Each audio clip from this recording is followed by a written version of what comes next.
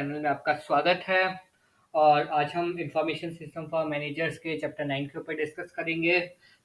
Discuss करने से पहले जैसा कि हम पहले भी देख चुके हैं कि these are the short 10-15 minutes videos, those who are working professional and not getting time to just go through the complete videos. इस वीडियो में हम लोग डिस्कस करेंगे कि चैप्टर में क्या क्या पॉइंट्स हैं जो कि कवर हुए हैं, कौन कौन से टॉपिक्स हैं। We will just get a brief of that topic and parallelly we will discuss के एग्जाम पर्सपेक्टिव से कौन से इंपॉर्टेंट क्वेश्चंस है, बिकॉज यू नो कि एग्जाम में आपके 3 थ्योरेटिकल क्वेश्चंस होते हैं in which you need to attempt 2 questions.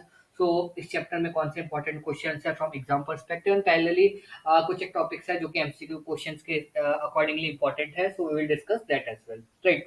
Let's quickly start with the chapter. 9th chapter is all about the database, right.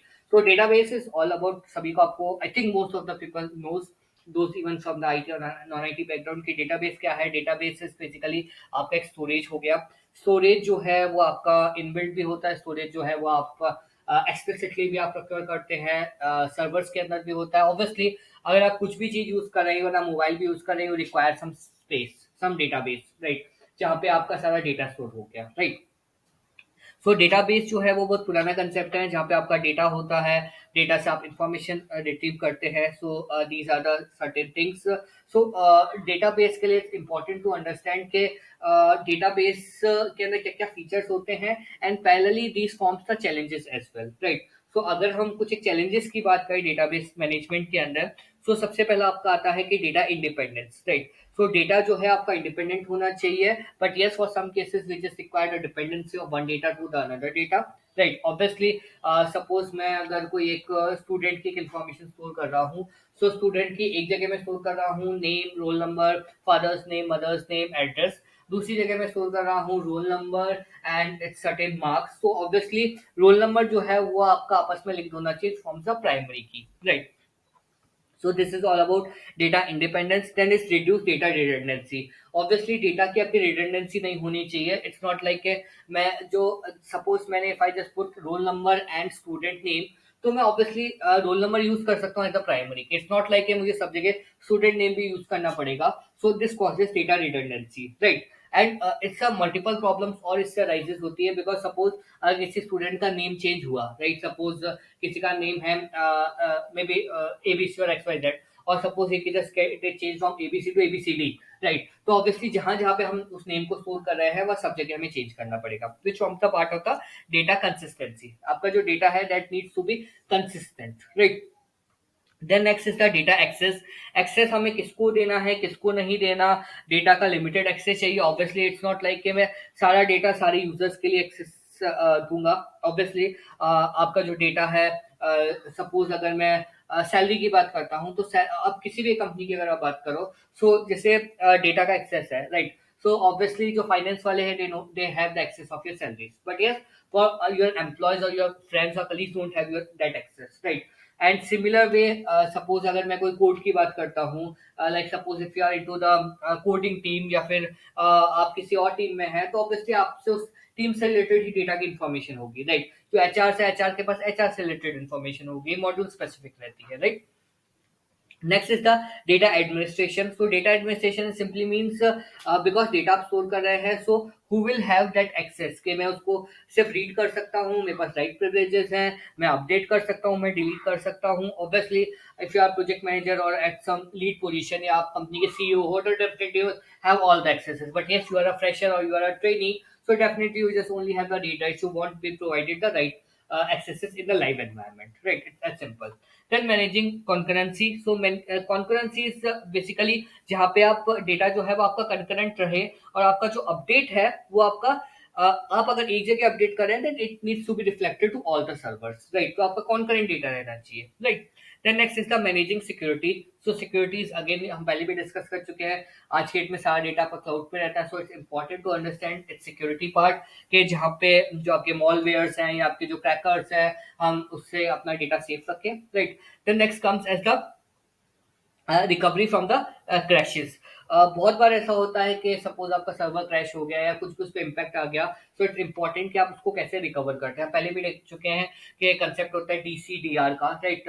It's data centre and disaster recovery, जहाँ पे हम एक जगह मेन सर्वर डिप्लॉय करते हैं and near DC होता है, near D R होता है, फार डीआर होता है। सपोज कुछ फ्लड या नेचुरल कैलेमिटी आई या फिर सपोज कुछ हैक ही हो गया, लाइक कुछ दिन पहले ही हमने देखा था कि व्हाट्सएप फेसबुक के अंदर इश्यूज आए थे and they want able to recover it very quickly, right? So this is all about how quickly they recover from the crashes, so that जो आपके एंड कस्टमर्स हैं won't get impacted, right?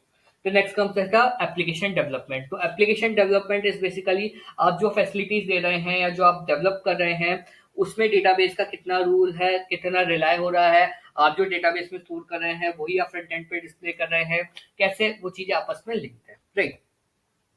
Then next comes as कुछ एक we discuss about the database concepts. कुछ एक concepts हैं कि fields क्या होता है, रिकॉर्ड्स क्या होता है, फाइल्स क्या होता है। So field is simply a single entity, record is a complete row and file is the complete table, right? So it's as simple के सपोज एक रो है particular with a name, just roll number 1 2 3, name is Ramesh or Rajesh, and first father name, middle name, and this. So एक particular जो field है, field is roll number, field is name, field is first name, field is father's name, field is address. Record is one particular entry of Ramesh, one particular entry of Suresh, one particular entry of this person, one particular entry of that person, right? And files is a complete set, like class ninth के अंदर आपके 50 students हैं तो उसकी जो complete set है that forms the files, right? फिर अगर हम आर्किटेक्चर की बात करें तो आर्किटेक्चर में आपका एक सर्वर क्लाइंट का मैनेजमेंट होता है, जहाँ पे आपका एक डेटा सर्वर होता है, आपके मल्टीपल क्लाइंट्स होते हैं जिनके अंदर आपका डेटा स्टोर रहता है, राइट?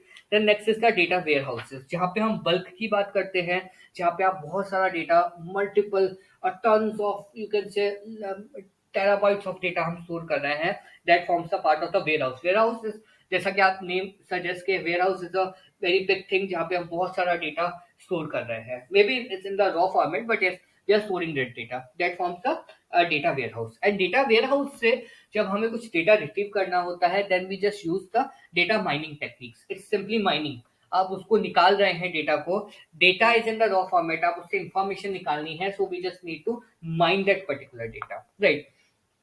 माइनिंग के अंदर आपकी कुछ एक टर्म्स आती है, लाइक स्ट्रीम डेटा हो गया आपका, पीओएस का हो गया आपका, ऑनलाइन सर्च प्लेटफॉर्म्स हो गए, these all forms the part of the data mining, right? So this is all about data.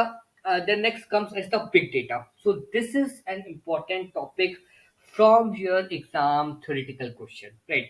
जो बिग फोर जो 4 V's हैं आपके, उस पे एग्जाम में question most of the time आता है। सो मेक श्योर के जो 4 V's है you just understand that all the terms, ठीक है? And definitely there is a high possibility के this question may come in the exams, right? So big data जैसा कि नाम पर से लग रहा है, जहाँ बड़ा डेटा है, we call it as the big data. It's not only के डेटा ज्यादा होना चाहिए, जो डेटा का फॉर्मेट है, जो डेटा का टाइप है वो भी डिफर करता है। सो इसके अंदर आपके 4 V's कवर होते हैं। The first one is volume, second is velocity, third is variety and the fourth one is the veracity, right? So जो वॉल्यूम है, एज द नेम सजेस्ट के tons of data, terabytes of data, it's all about the volume. Then next is the velocity, with the speed with which the data is getting uploaded, right? Suppose 100 GB का data है, वो मेरे पास एक साल में जाके store हो रहा है, या 100 GB का डेटा मेरे पास एक दिन में हो रहा है। दिस इज द वेलोसिटी, किस रेट से मेरे पास डेटा अपडेट हो रहा है सिस्टम के अंदर, मेरे वेयर हाउस के अंदर जाके स्टोर हो रहा है। So this is all about velocity, right? Then third comes as the variety. Variety is means के आपका जो डेटा है, डेटा का फॉर्मेट क्या है। भाई पहले होता था कि सिंपल आपका मैं बात करूँ टेक्स्ट फॉर्मेट होता था, आज की डेट में आपकी इमेजेस भी होंगी, आपके वीडियोस भी होंगी, आपका जो फॉर्मेट है वो जेसन भी हो सकता है, XML. Those who are from IT background they know JSON क्या है, एक्सएमएल क्या है, and an number of formats. Format कोई फिक्स नहीं है कि सिर्फ टेक्स्ट फॉर्मेट होगा। लेमन टर्म्स में बात करूँ, वो टेक्स्ट फॉर्मेट भी हो सकता है, वो वर्ड डॉक्यूमेंट भी हो सकता है, वो एक्सेल फाइल भी हो सकती है, कुछ भी हो सकता है। So this is all about variety of the data, right? Veracity is simply the validity of the data, right? Validity means कि वो जो डेटा है वो कितना ऑथेंटिक है, राइट? ऑब्वियसली सपोज आपने कोई डेटा अपलोड किया, उसके अंदर वो करेक्ट डेटा नहीं है, उसके अंदर और भी एडिशनल इंफॉर्मेशन, जंक डेटा आ रहा है, जो मेन डेटा है वो hardly 10% and 90% is the garbage. so definitely won't prefer that data, right? So this is all about के veracity क्या है, उस data की validity क्या है, उसकी authenticity कितनी है. Definitely everybody will target क्या 100% accuracy हो, but yes, some at some places we have some noises, so maybe 80 85 90% हम लोग target करते हैं कि हमारी data की accuracy हो, right? So these are all about the 4 V's of big data. So this is very important from exam perspective. So this is all about the ninth chapter. If you have any doubts or facing any issue, feel free to just connect to me at ngsch.mba@gmail.com. And if you like this video, do like and stay connected for the further videos. Thank you so much.